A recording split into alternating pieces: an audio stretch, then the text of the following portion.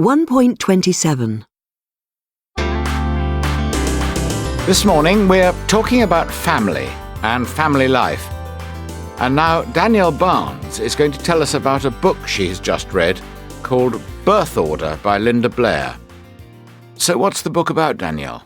Well, it's all about how our position in the family influences the kind of person we are. I mean, whether we're firstborn, a middle child, a youngest child, or an only child.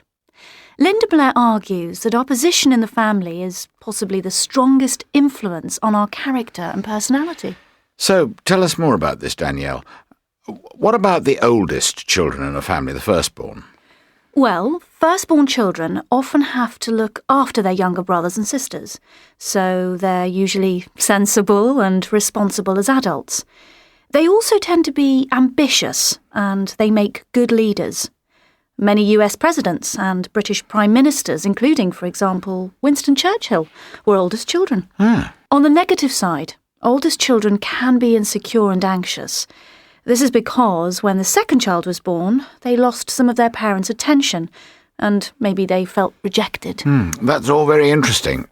What about the middle child? Middle children are usually more relaxed than oldest children. That's probably because the parents are more relaxed themselves by the time the second child arrives.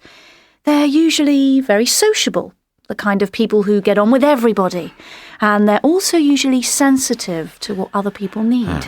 Now, this is because they grew up between older and younger brothers and sisters. For the same reason, they are often quite good at sorting out arguments. And they're always sympathetic to the ones on the losing side, or in general to people who are having problems. On the other hand, middle children can sometimes be unambitious, and they can lack direction in life. And youngest children? I was very interested in this part of the book, as I'm a youngest child myself. It seems that youngest children are often very outgoing and charming. This is the way they try to get the attention of both their parents and their older brothers and sisters. They are often more rebellious, and this is probably because it's easier for the youngest children to break the rules. By this time, their parents are more relaxed about discipline. On the negative side, youngest children can be immature and disorganised, and they often depend too much on other people. This is because they have always been the baby of the family. Fascinating.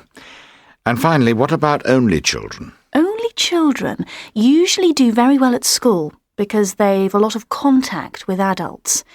They get a lot of love and attention from their parents, so they're typically self-confident. They're also independent, as they're used to being by themselves. And because they spend a lot of time with adults, they're often very organised. Well, I'm an only child myself, and people always think that I must be spoiled. Is that true according to Linda Blair? Well, it's true that only children can sometimes be spoilt by their parents because they're given everything they ask for. Also on the negative side, only children can be quite selfish, and they can also be impatient, especially when things go wrong. This is because they're not used to sorting out problems with other brothers and sisters.